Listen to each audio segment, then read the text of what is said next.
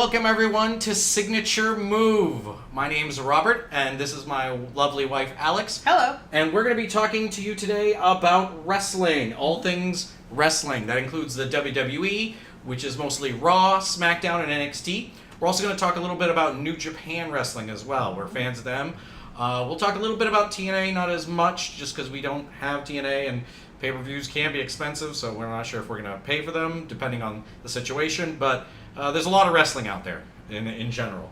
So we just wanted to talk to you about it. My name's Bobby. This is my wife, Alex, like I said. I've been a wrestling fan for a long time, since the early 80s, with WWE, Hulk Hogan, since pretty much WrestleMania 3 and on. Alex is sort of a newer fan. She came in the 90s, Stone Cold Steve Austin, The Rock era, and she can tell you a little bit more. Yeah, I'm a huge fan of what's going on right now in wrestling. Bobby and I have been watching wrestling pretty much nonstop for the past 4 or 5 years. Decided to do a podcast about it. Hopefully you'll like our opinions, and if not, maybe we can discuss it a little bit more.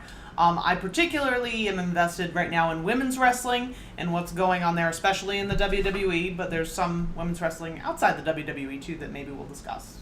Yep, so we'll be discussing a lot of that. Now, just to let you know, we mostly watch the Hulu version of Raw.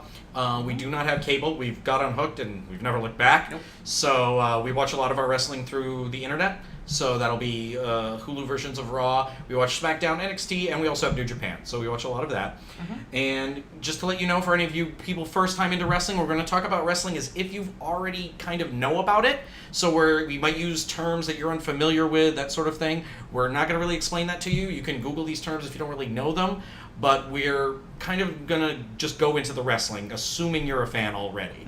Hopefully you'll like our podcast. That might make you a fan already. That's kind of our hope, that maybe you'll get into it after hearing what we have to say about it and our anecdotes. But just to let you know, we're not going to be teaching, the ins and outs of wrestling, that sort of thing. I'm sure there's plenty of other things on the internet where you could find that, but we're going to kind of go into it that way. So just wanted to let you know about that. And so we're ready to begin. So what I'd like to do is I'd like to open with Raw.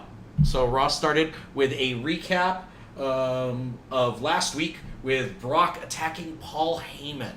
Yeah, I thought that last week's Raw was pretty good in building up their main feud up until SummerSlam. Of course, is going to be Brock Lesnar versus Roman Reigns, which is a feud that we've seen a lot over the past few years, but finally I'm at the point where I'm like, okay, I think that they're actually doing it the right way. Took them 3 years to get there, but they're finally there. Yep. I definitely think last week was one of the better Raws. I think what they're doing, it seems to be that in order to build up Roman Reigns, they're tearing Brock Lesnar down. And basically, really emphasizing the fact that he doesn't care about the WWE, he just wants to go to UFC, he doesn't really want to be there. Last week he was really reading a magazine, and is just generally treating Paul Heyman, who is his advocate and supposed friend, very poorly. But believe it or not, I think it's working. I think we've got a Roman chant last week on Raw, which is unheard of. Unheard of. This week he still came out to mixed chants, but I think he's definitely getting the John Cena reaction, which I think is what they're going for, which is a lot of noise. I think that that's kind of all they can hope for at this point, because up until this week's Raw, I really feel like they've really botched Roman Reigns just as a character in general, so they need to build up from there. I think that they're doing a good job. Let's hope that it continues. Yep. So, like I said, they kind of did that recap where Angle called Brock the worst Universal Champion. A lot of people agree with it, since he hasn't been defending the belt really at all. And pretty much showed Baron Corbin leaving Angle in the ring, which is great. Baron Corbin has been doing amazing work. He's part of one of my favorite parts of Raw. Yeah. And last week was no exception. So we opened it up. I saw a Jar Jar wasn't that bad sign. Yes, What? He was.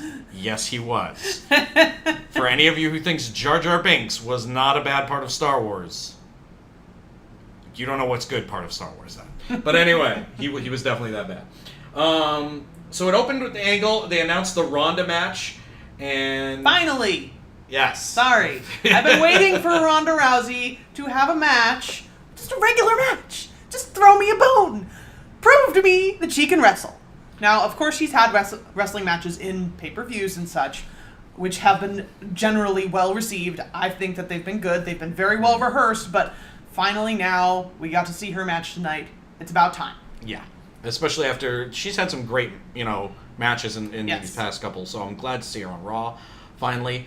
So it opened with Angle talking about Roman Reigns and pretty much dissing Brock Lesnar hard. Just going into the whole, he's never here, he's the worst Universal Champion. You can't really blame Angle. He did get F5'd, so he's pretty mad Yeah, you can about see it. why he would be upset. Yeah. So in general, but just dissing him hard.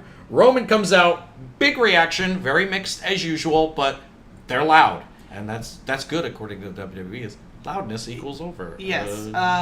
He, in my opinion, he entered to a chorus of boos, but then as soon as he started talking, he started to get a lot of yays. So, maybe he's just going to get the boos on his initial entrance, and then they'll yay him from then on. We'll see what happens. Yep.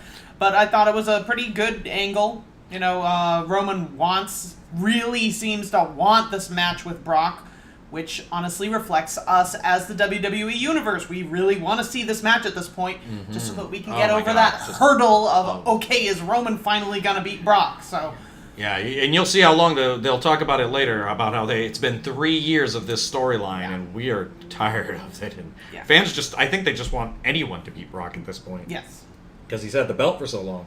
So they had that graphic for SummerSlam. Have you noticed that the guys look really large in the graphic? They're like towering over the city, almost like Kaiju, and like Godzilla, King Kong. Like Brock Lesnar and Roman Reigns are gonna wreck New York. Hadn't really thought about that. I did notice that. Yeah, I like it. I like that. that. Yeah, because Kaiju Roman that's probably most interesting Roman I can think of. It's Kaiju Roman. So in general. What's the mic there? So in general, I thought that Roman came out, said the same old spiel. Brock is not here. I'll be the fighting champion. That Brock isn't, etc., etc. And then Corbin was Corbin, and he was great. He came out doing his little sly kind of laugh and pretty much mocking Angle, saying he's not doing his job, which he honestly isn't. Angle might be one of the worst GMs. He's not a very ever. good GM at all. Like storyline wise, of course we love Kurt Angle because he's Kurt Angle, Love but really, this GM terrible position made him look so weak, laughable. So hopefully that'll change eventually. But you can only take so much crap from Stephanie. Yeah, I like how Kurt Angle is like, we always finish things in the ring. Unless you're Bailey and Sasha, and then you have to go to couples therapy because you attacked Sasha on a wrestling show. Yeah. Okay. But well, anyway, Baron Corbin says that he's worn out from the beating of Finn Balor last week, which is why he didn't attack Brock Lesnar after Angle. I love that, by the way. Got the F5. He was too tired. Yeah, I love that. Also, I love his vest. If anyone has seen that dashing vest that he wears week after week. Wow, fantastic. Way to make him look really poncy. Yeah, he looks so pompous, and it's great. Yes. So I like that. And then we set up a match. Kurt Angle was a little miffed at what Corbin was saying, so sorry about that. So set up a match between Finn Balor and Baron Corbin. It was a little obvious. I did like the cheap shot. Oh, I'm sorry, not Finn Balor. Baron Corbin and Roman Reigns. Cheap shot from Baron Corbin to start the match, very in character. I really like that. Yeah. But the match was okay. Started off. Baron Corbin has a typical match. It starts off very slow, doesn't really pick up till the end of the match. It's like his forte. Yeah. I am also a little bit irritated because I believe the Hulu cut was much shorter than the actual cut because we had watched maybe like 6 minutes of this match, and then you hear Michael Cole saying, "Hey, it's been 20 minutes already of this match," and I'm like, wait a second. And here's the thing, we get the highlights. So that means it might have been even slower. So it could have been even slower. For you people watching on cable, yikes. Yeah. But the match was, I thought, okay for what we saw. Yeah. The Deep Six might be one of the best moves in wrestling. He delivers that move so well. Why isn't it his finisher? I like End of Days, but man. The Deep Six always looks good. It must have something to do with the fact that the wrestler can just... He spins. He spins with it, So the opposing wrestler, and usually if the guy's a good wrestler, then he can make it look really fantastic. I like that Corbin took out the cameraman on his little slide out of the ring. Yeah, it wasn't his fault, but it still made for really good TV. Yeah. that Corbin hit him. So, hey, just watch out. Don't stand in front of Constable Baron Corbin. Otherwise, he's going to take you out. So just don't be there. Yeah. Although, man, I wrote down here, how many Superman punches can Roman throw? I wrote that in my notes here. There were at least 4 Superman punches in, like, the opening of that match. Well, he doesn't really have that many moves. Oh, I know we get the whole John Cena thing, but man, he was not. Yeah. And Roman can do offense. I've seen him do the power bomb. But he chooses to go back to that well of the same. Well, chooses or is booked that way. Or is booked that way. Possibly told to do that sort of thing. So, who knows? Finn ended up coming out, and of course his smiling is very, very distracting, and it caused Roman Reigns to win the match. I'm going to say this about Finn Balor. I'm sorry to say this for any Finn Balor fans out there. I am a Finn Balor fan out there, but I feel like he's the new Kofi Kingston. Ooh. I feel like he's... Well, Kofi's great. No, he's great. But I feel like it's going to be mid-card titles for Finn. He's going to be dreaming of mid-card titles. USIC. I don't think he's going to see the big belt again. I don't know. I feel like they're saving the Demon in hopes that the Demon can help resurrect Finn Balor, because he's just so deeply... I agree with you. He's so deeply in the mid-card right now that it's going to take a lot to save him. I feel like Vince McMahon loves the Demon. Like, he just loves the Demon character of Finn Balor. Which, by the way, Finn Balor, for people who know, he has a separate personality, sort of Mr. Hyde Jekyll thing, where he's a demon at one point.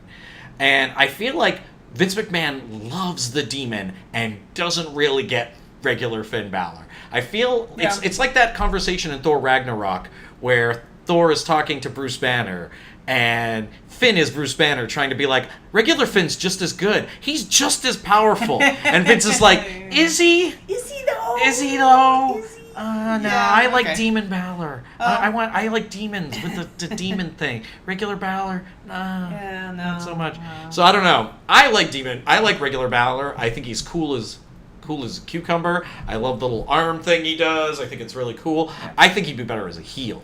I agree. I think that if he revisited the Prince Devitt character from New Japan, it would be really fantastic. Too sweet. But I don't know if they're gonna go there. So Yep.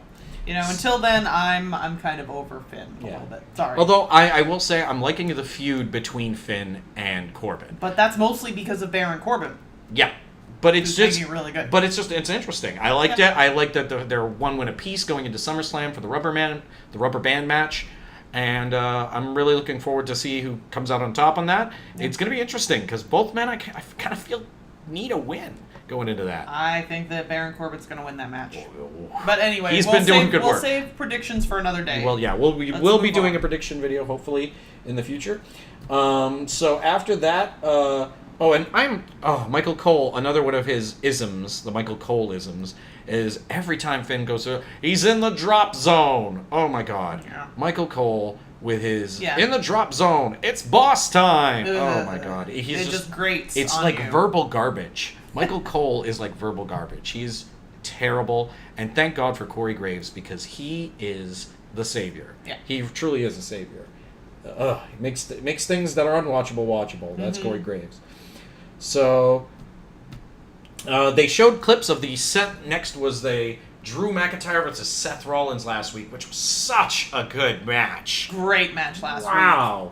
And so they're setting up for a tag match tonight. So that's something to look forward to. That was just a quick little promo, but man, getting excited about that. Yeah, and Seth needed to find a tag team partner, which I was like, that's always kind of a fun segment. Let's see, and that's going to progress through the night. Yeah, we'll see who else. It didn't work the way I hoped, but Alex liked it. As I say. Sorry. Alex liked it, but I did not really, so we'll see how that works. Yeah, we'll talk about that as we get to those segments. Yeah. So, Elias, we then opened up with an Elias promo. It's impressive that this actually happened. I gotta say, he talked about how his album is like in the top 10 of like iTunes. How did that happen? a wrestler at 4 songs, and he's on. You've got to admit that's pretty amazing. It's pretty impressive. I don't know. Is anyone out there who has actually heard this album? Because I didn't. We're not gonna. Yeah, we're not gonna take. I don't know if I necessarily want to spend my money on an Elias album. Yeah. So if anybody's heard it, but if you've heard it, and comment, please. Comment. I'd love to know. Let us know if it's any good. Yeah. I really enjoyed the cameraman panning around Elias because he, as he said, orbit around me like I'm the sun because I'm the universe or the center of the universe. Something like that. That's what he said. He's like, I'm the center of the universe. Yeah. Elias is very good on the mic. He's what I love is the crowd also gets Elias. They understand that character. They understand. They boo him when he's supposed to be booed, and they still cheer him, like they have the walk with Elias and everything. But then he starts, saying things about him, and the crowd boos him. They love to hate him. Yeah, and it's great. It's a pretty great dynamic. Like you said, the crowd kind of like obeys his every whim. Pretty much. Because he can really control them, which is impressive in this day and age. Although I would think that he would get very annoyed because every single week someone interrupts him. Oh, yeah. Like, I'd like to see us maybe a little segment of how many times he's been interrupted. Yeah, and it was great stuff. But then we have Bobby Lashley come out to apathy, I would say. Ambivalence is what I actually wrote down. Yeah. The crowd is ambivalent about Bobby Lashley. Yeah, that we are. Everyone in general is ambivalent. And once again, it's great stuff for Elias. And once again, the less interesting man is going to win this feud. That's what I'm really afraid of. I actually feel like Elias needs a win at this point. WWE tends to do something recently that I dislike, which is putting down their heels.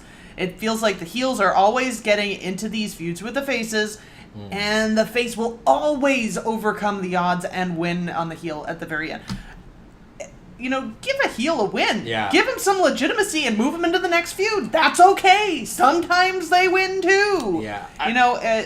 Yeah. And the thing about Elias it bothers me is he's the more charismatic one, and it feels like lately more and more with the WWE, it goes all the way up to Roman, is that they rely on their more over people to get over the people they want to get that might not necessarily be as over. Yeah. And that's a problem, because you know what you're doing? You're building up these people who aren't really going to ever really be over, like Roman and Bobby. And you're tearing down these people who are over. Mm-hmm. And it goes into the women's division. Like, like, where is it? Asuka's been, like, persona non grata. And, like, they've really torn down her mystique to build up Carmella. And I don't think it's going to work.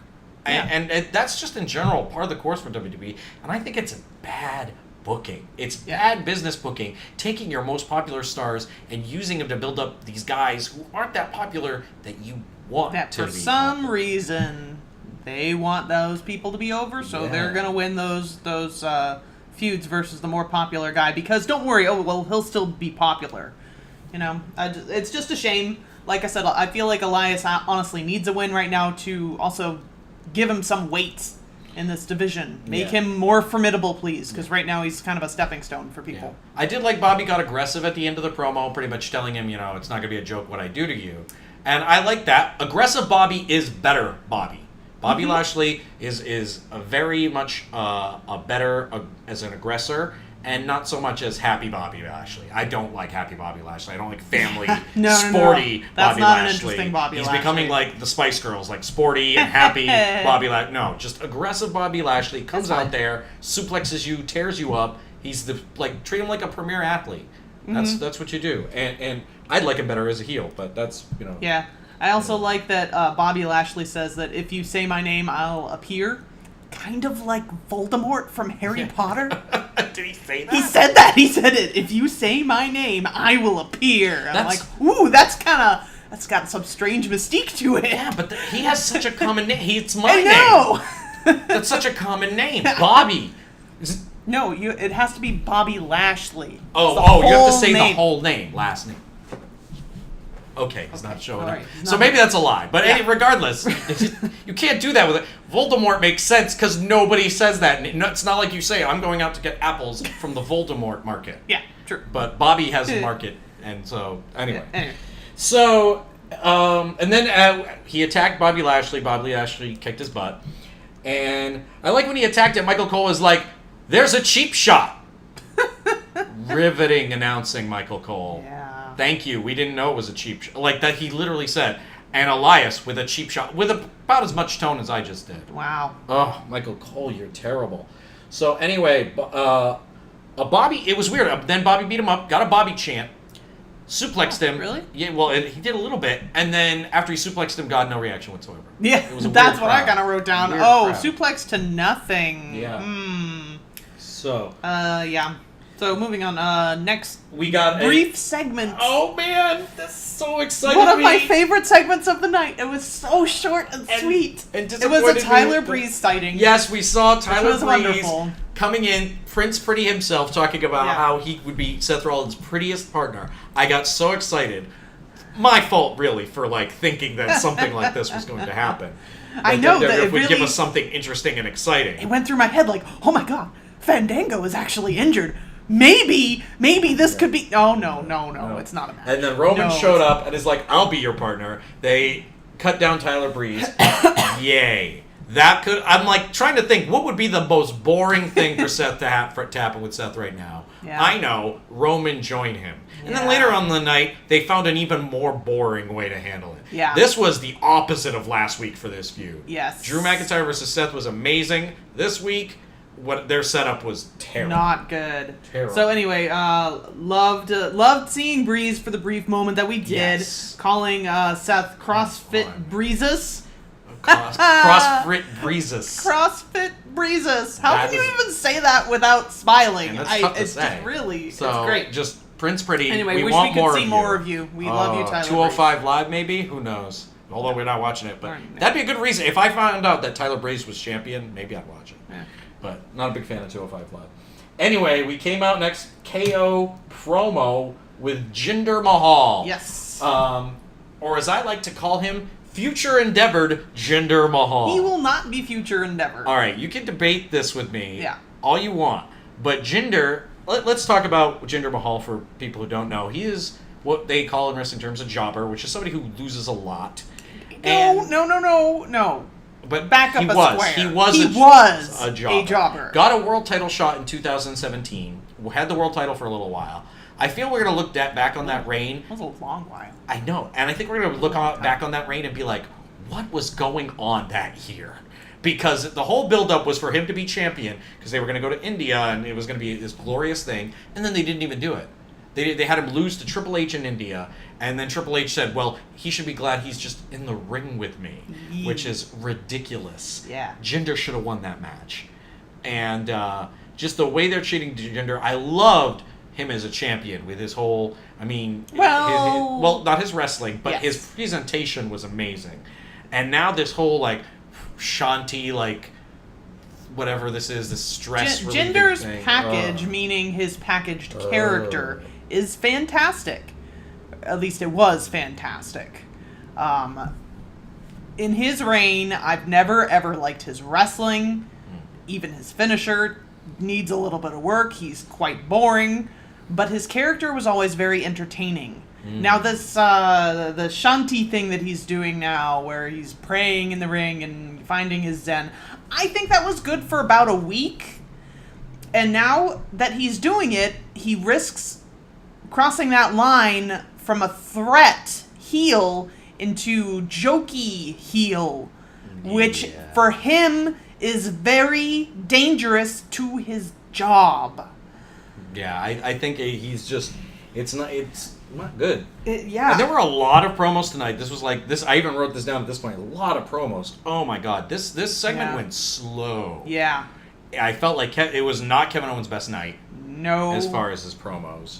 Nope. He tried to do the Kevin Owens show, but then we got a good finish with Braun being underneath the Kevin Owens set and then flipping it with Kevin Owens and Jinder on top. That was unexpected and amusing. I liked it. I feel like, I wrote down here, I feel like WWF Creative, the reason they can't write storylines is they're using all of their brain power to figure out how to get Braun to creatively flip something.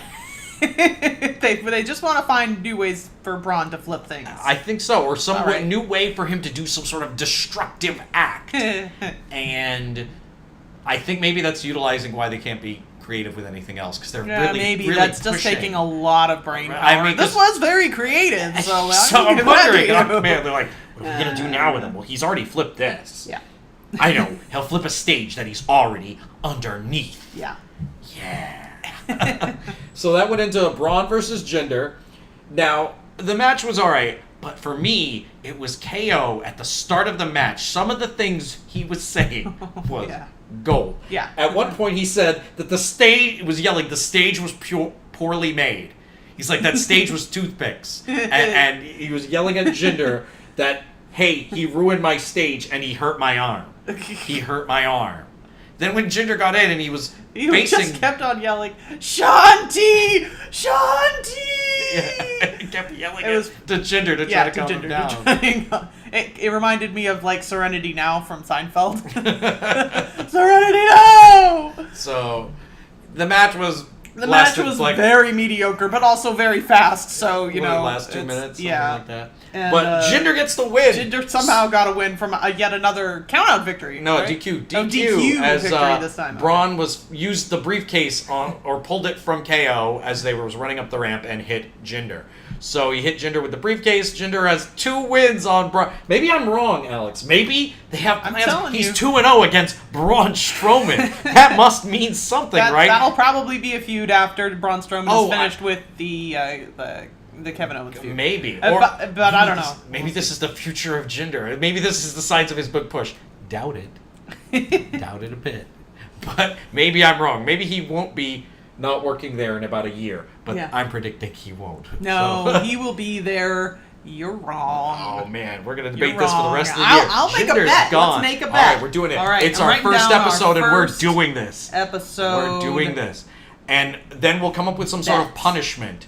If in a year from now we're going to talk, today, it's August. What is today? It's August 7th. August 7th. We're making this bet. If August 7th of next year, Jinder is still working with the WWE, I'm going to have to do something not so fun. Yeah. We'll But see what otherwise, it is. it's going to be her. It's going to be her. No way. All right, no shake way on it's it. going to be you. Let's shake on it. A gentleman's agreement. Huzzah. Huzzah. So, all right, we've made our first of many bets we'll probably make on this show. So, next up, Seth and Roman and Drew and Ziggler. So it came out, Seth, you need a partner, and then it's Roman. So boring. Boring partner.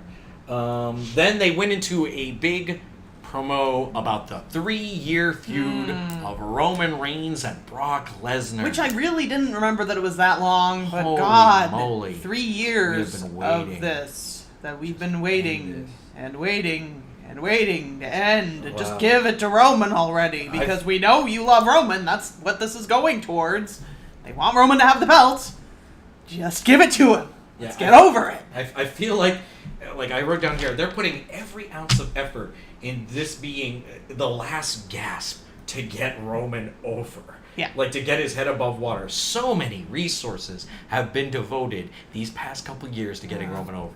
Undertaker, Brock, like, even time here on Raw, like, this was like a long promo. It was like at least five minutes of this stuff. And it's just, man, I've never seen an effort to get someone over who isn't with the fans.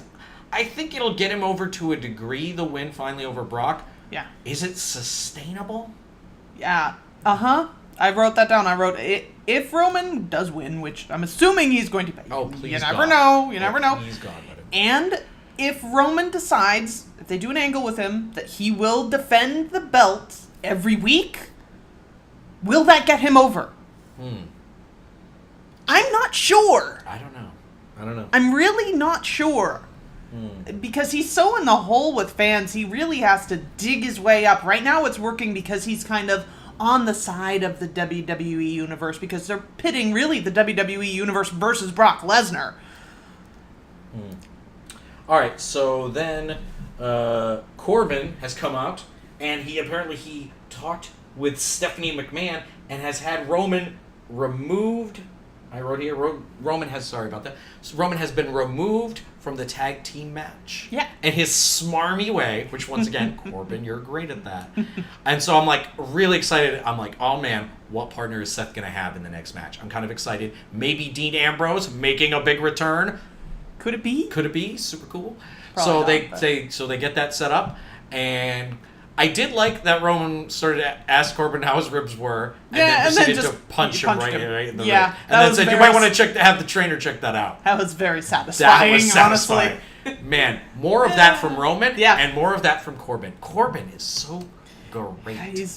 I gotta say that he's got my wrestler of the week. Well, we're going to discuss that on Thursday. We still haven't seen the rest of the week, so SmackDown or That's NXT true. could have it. Well, he's in contention. And, I'll put it that way. Yeah, we'll talk about that more, but Thursday we will have that.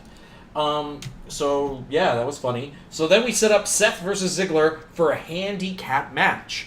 I was so hoping we were going to get a partner for Seth, like maybe Dean Ambrose return.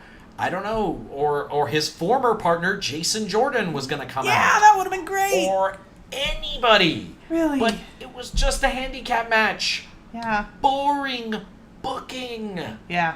Boring. Boring booking. A decent match because I feel like they can't have a really bad match because the wrestlers, the talent is really good. You've got 3 guys that are at the top of their game, really, but the booking of the match made it kind of a drag. We basically, at least I felt like I knew that Seth was not going to win. Yeah. So it was pretty disappointing. Yep. So that's going on. Yeah, so Seth did lose the match. It was definitely just a basic handicap match. He came out firing, had a big botch in between. Yeah. Which, they kind of never really recovered from that. I mean, they kind of got the crowd on their side at the end, but man, that was pretty tough. Yeah. I feel like Drew McIntyre and Dolph Ziggler are becoming more like the bullies from Christmas Story every time I see them.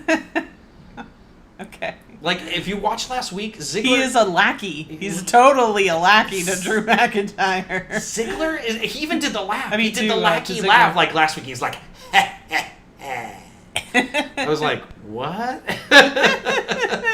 So watch. I'm telling you, if you ever watch The Christmas Story, there's 2 bullies in it, and it's Drew and Seth. Okay. Especially with that top knot. Man, if you're trying to look more like a little kid, Dolph Ziggler. Hey, I like that top knot. I kind of argue with... Why? Because it reminds me of Chris Jericho. Oh. He has that really pretentious top knot. He did have that pretentious top knot. Yeah, his the Lion top Tamer. knot was so high.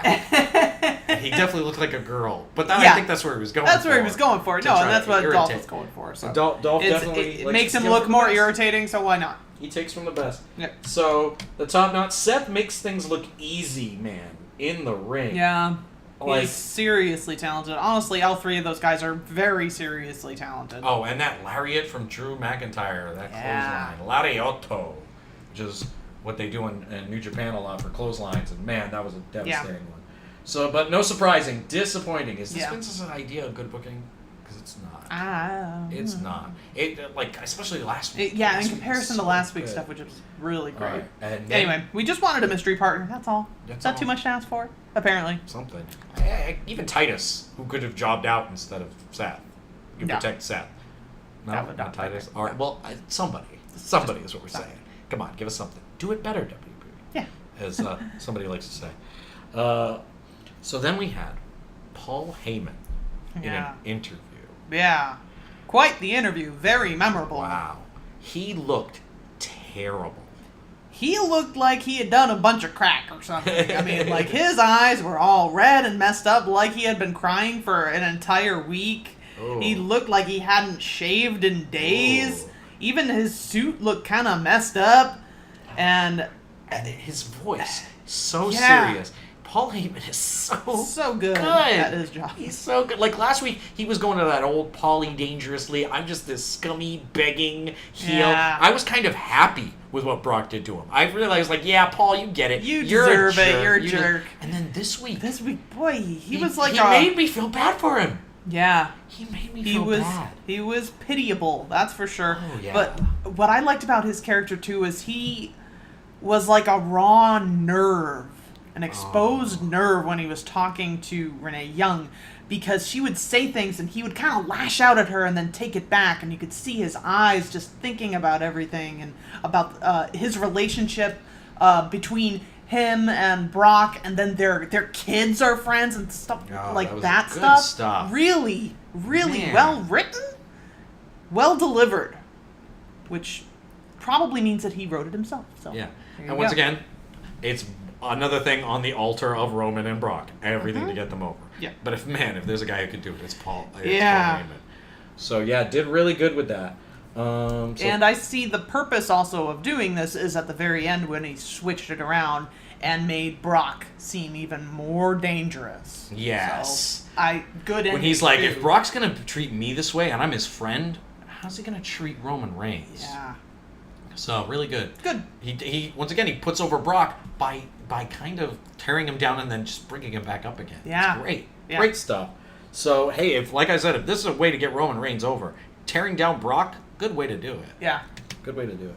So then we've got the announcement. Ronda is wrestling tonight. Yay! Main event is the women's match. It's about time. Okay. So then we had that. Then there's announcement triple threat next week for the Revival, the B Team, and the Deleter of Worlds. Yeah, I'm sure we had something on the tag situation that we just haven't been seeing. It seems that Hulu always, if they're going to choose to cut something, rather than cut a promo, which I would wish that they would do, or maybe the 10 minutes of recap that they gave us, they cut out the B Team. But they don't get to pick what they show, so they do what WWE, and WWE, that's how they feel about their tag division on Raw. Yeah. They're not showing it on Hulu. Very sad. Well, hopefully they'll show that match next week. I hope. Oh, please just let the Revival win. Because I feel like Matt Hardy, as some of you may know if you read the dirt sheets online, is that he is injured right now. It's probably looking like he's going to retire within the next couple months, which is sad, but it's good. He did a lot of work getting his character over, and getting woken Matt Hardy again after years of really impressive being on the independent scene, and so he's going to be retiring soon. We'll go and we'll talk about that more later, but we'll see. We don't know that guarantee. I think the B Team has run its course. Man, they need something, and I think if there's, they need, dare I say it, a revival of the tag team division. Yeah. And if there's any team that could do it, it is the Revival. Yeah, those two guys are really fantastic, at least from their work on NXT. Yeah. Have not been used very well by the WWE so far, so we'll see. Yeah, so they've been amazing on NXT. If WWE really lets them run as the heels they can, as those dastardly cheating heels that work together like those old school, hence why they're called the Revival, old school tag teams, I think they could go for it. Yeah, I kind of agree. All right. So, moving on to the main event. Ronda versus Alicia Fox. Alicia Fox, as somebody likes to call her. Yeah. So, here's the thing I have a problem with this match. This should have been a presentation of Ronda versus Alicia.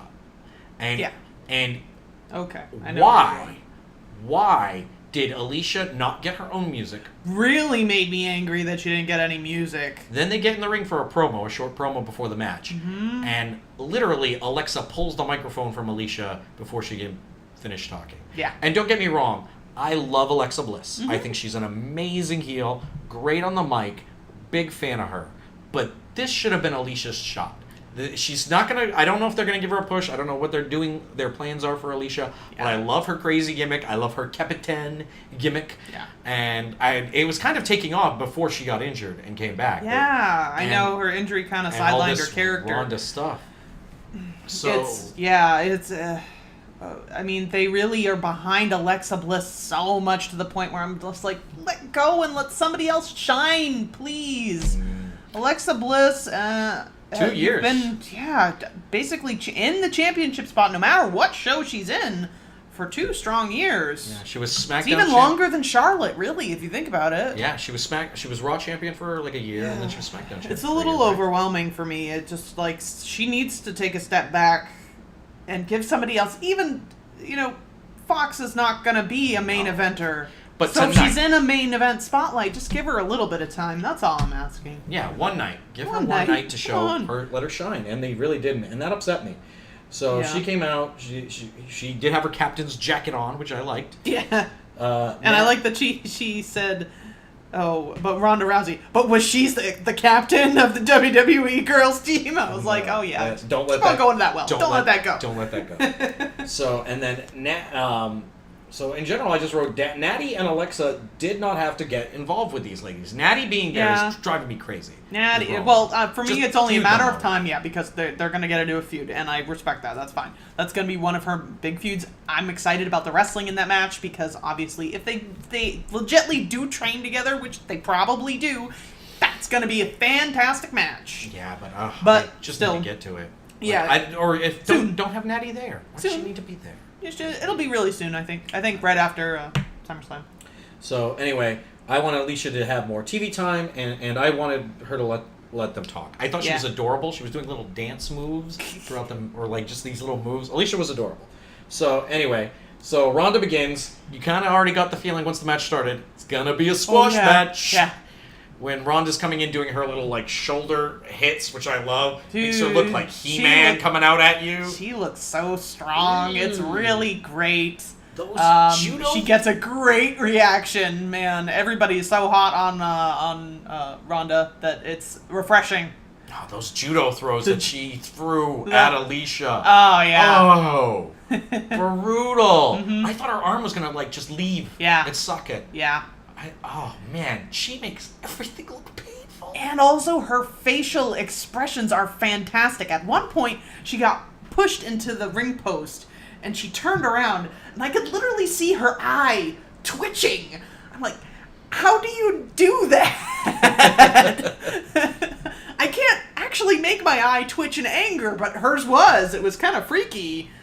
She's just a natural in the ring. I'm really glad that she is wrestling. Let's keep it on that course. Yeah. So the match was good. I liked it. Quick tap out for Ronda against Alicia Fox. Are you sure it wasn't Bliss? Yeah, Bliss taps. That's what Michael Cole called the match. Yeah, what Michael the Cole hell? once says Bliss tap. So that tells you, like, was Alicia even here tonight? Well, that also tells you how invested Michael Cole is in calling these matches. It's obviously not very. But Alicia, like, was she even here tonight? They're so focused. Then Alexa Bliss attacks Ronda, gets beaten pretty easily. So, like, man, I don't know how, if Alexa Bliss is going to retain, I don't know how she's going to do it. Because they are making Ronda pretty unstoppable. Yeah. I don't know. There could be some kind of shenanigan. I hope that there's not.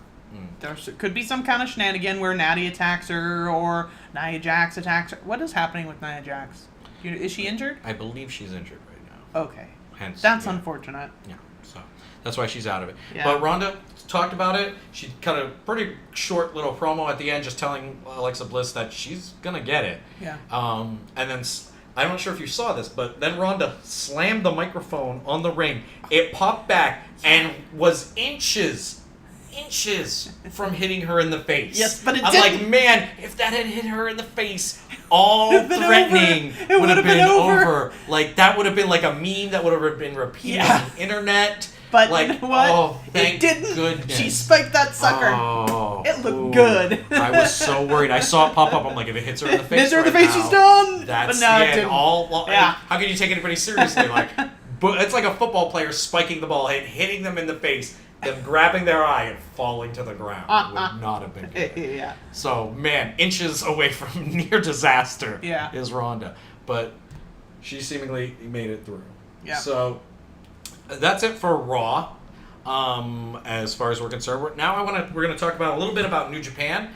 We don't have many notes about it. No. We're just going to talk about the G1 Climax, which is a round-robin tournament that New Japan does every year to see who's going to go to their equivalent of WrestleMania, which is called Wrestle Kingdom, and they face the world champion, the winner of this tournament. Now, a round-robin tournament is basically a bunch of wrestlers in two different blocks, A block and B block, wrestle each other once. You get 2 points for a victory, no points for a loss, and 1 point for a tie. And then the winners of each block face each other in the finals. Winner gets to go to their version of WrestleMania. How is there a tie? It's a 30-minute time limit. So. Yep, 30-minute time Pretty limit. simple rules. Pretty simple rules. So, for any of you who aren't fans of New Japan, who are just watching WWE, I have to tell you, I highly recommend New Japan if you're a wrestling fan. Yes. It is probably, pound for pound, in-ring action, the best wrestling on the planet. Yeah. Me and Alex have signed up for New Japan. We've been watching it for quite some time now. Maybe a year? About a year. Little over a year. Maybe 2 years now. Probably 2 years now. And it is, pound for pound, the best wrestling on the planet. Just go back and watch anything with Kenny Omega and Kazuchika Okada, and it will be, you'll thank yourself for it. Yeah. If you're a wrestling fan, you owe it to yourself to sign up for New Japan. I'm not promoting this big. New Japan has not paid me, but trust me, sign up for New Japan World. Go to their website. You got to translate it into Google a little bit, but it's pretty easy once you get that. Their interface is a little not great, but the wrestling, so worth it. If you haven't, so good for pure wrestling fans. Now, their storylines are a little bit on the weak side. Honestly, even their weekly shows are a little bit, they have a lot of 6-man tag matches, that sort of thing. But for a special event like the G1 Classic, it's so worth it just for that. Yeah. We mostly watch their pay-per-view events. We don't watch their weekly show because it's not really good. Mm-hmm. If you watch them, they're long. All their events are long. They're like 3-4 hours long. You can't watch them all. They usually have these filler tag team matches at the beginning that you can generally skip. Mm-hmm. But in general, you can watch the tournament matches. You can just fast forward to them. And same thing with the pay-per-views. They kind of usually have filler tag team matches. But for G1, lots of filler tag team matches, and then they have the tournament matches. Yeah. So let's talk about the tournament. This year's G1, very interesting, very different from last year's G1. New Japan, you're going to want to sign up for that. So let's talk about the block of wrestlers in there. We're not going to go into any of the matches per se, specific matches, only because there are so many matches. So we can't, it's just too much wrestling. It's too much. We're just going to kind of talk about the wrestlers and the storyline that went into it. Right now, we are at the point, the last match we saw was Sanada versus the Golden Boy, Kota Ibushi. Which was fantastic. Great match. But in general, they're kind of, right now what they're doing, the storyline is that all their groups, because New Japan is known for having factions. There's a faction called Chaos, a faction called Bullet Club, a faction called Suzuki-gun, and a faction, the Elite. There's a lot of factions running around. And generally, the kind of story they're going on is all the factions seem to be breaking up or having some sort of, coup is going on.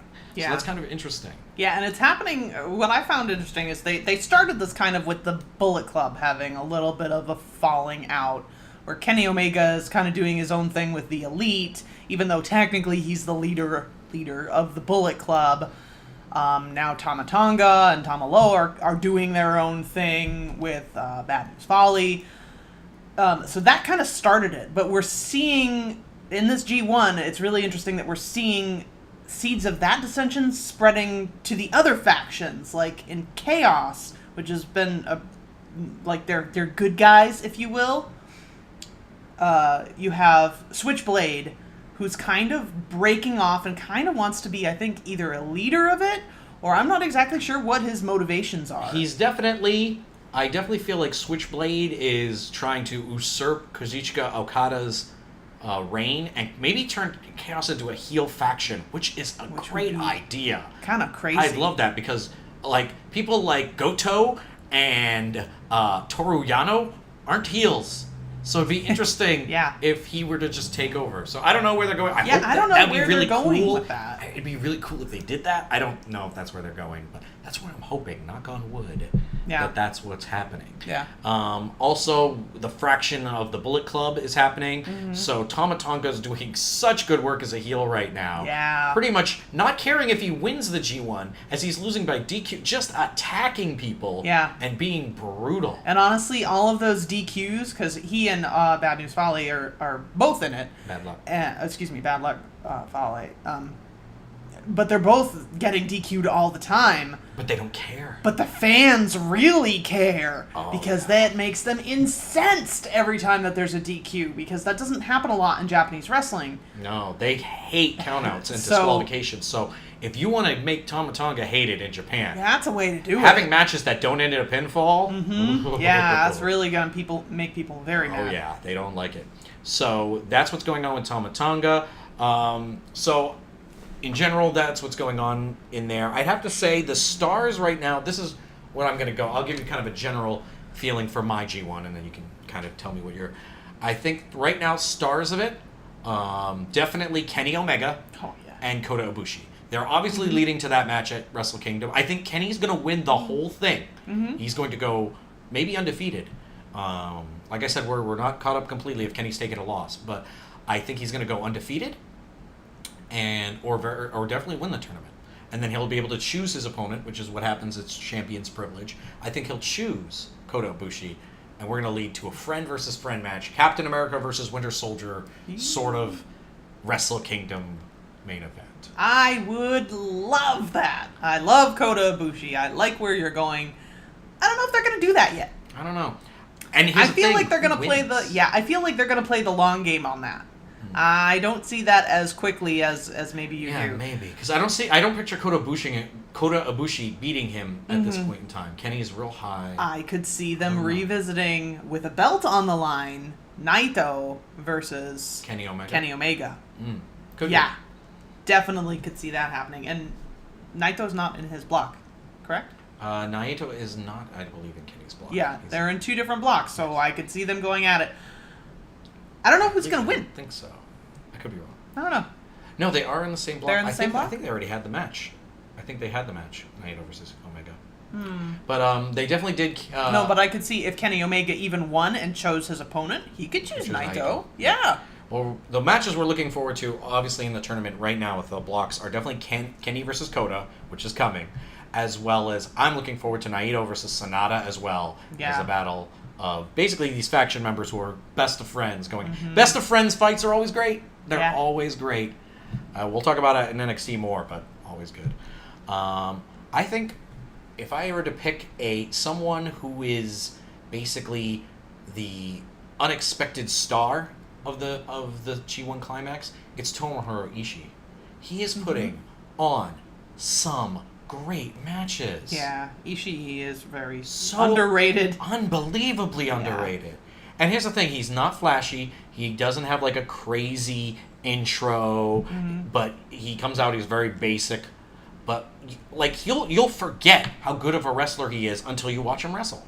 It's weird. It's so weird. But he has put on he put on a lot of great matches last year in the G1, and it's just as good now. Like, you're guaranteed to get a main event match out of that. Yeah. Guy.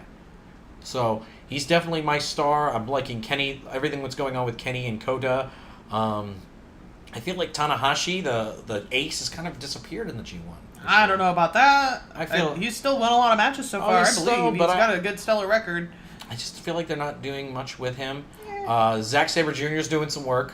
Oh, yeah. I love my Zack Sabre Jr. He's great. Great mat wrestler. If you've never seen Zack Sabre Jr., best mat wrestler in the world. Probably. For sure. He does things in the ring that it's just like, oh, well, he's reinventing how moves are done. Yeah. So to me, that's amazing that somebody can do that, and the sport's been around for so long. Yeah. And Minoru Suzuki's taken a couple more losses than I'd like. Yeah, he's not doing very good as far as but hopefully that'll change. Maybe that'll change. He just turned 50 and is still killing it in the ring. He's like a mean old man in your neighborhood. Only he's not going to take away your ball. He's going to hit you with the ball and then just beat you up afterwards. He's just the meanest old man you ever saw, and he's coming for you. Watch out. There are certain wrestlers that I'm not physically afraid of. Oh, I don't think if I met Minoru Suzuki in reality, I'd be scared of him. He looks like a mob boss. He's terrifying. He's terrifying. Like and when you read, like, if he does a promo and then you read what he said in the promo, you're like, oh my god. Yeah, always brutal. in character. He's always in character. Yeah. Just great. Yeah. What a fantastic career that guy's had. And flamboyant Juice Robinson. Right now, 0-3, I think. Yeah, he's not doing it. But I still love him. But it's very entertaining to see him wrestle. And WWF really wasted him when they had him in NXT. Yeah. Doing that terrible gimmick. But anyway, so that's it, I think, for our show. We've talked a little bit about New Japan. We'll talk about it a little bit more as the tournament progresses.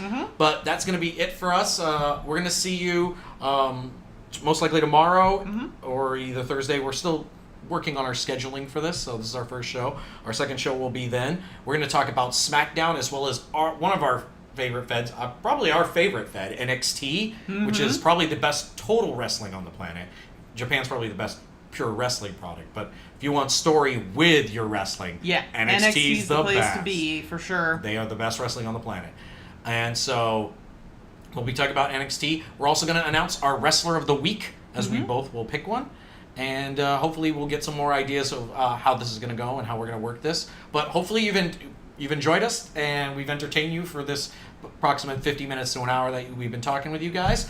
If you do like us, please like, share, and subscribe. We're going to be on YouTube as well as Facebook and Twitter. I'm trying to get us on the CastBox app as well as make us available on Google Play. As for anybody on iTunes, we're trying to get on iTunes right now, but we're having problems with our account. And right now I've been told by customer service they're working on it, but right now we're caught in some sort of infinite loop and we can't put our podcast up there right now. But who knows? Hopefully I want to get the sound at least on Google Play and hopefully CastBox so you can listen to us on the car radio if you can't watch us physically.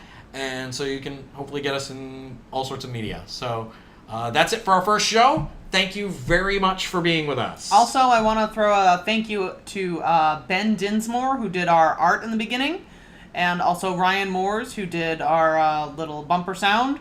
Thanks so much for those guys. We really appreciate you. Yep. So, we want to appreciate those guys. And, that's pretty much it. Bye, everybody. Bye, everyone. Wrestle Life.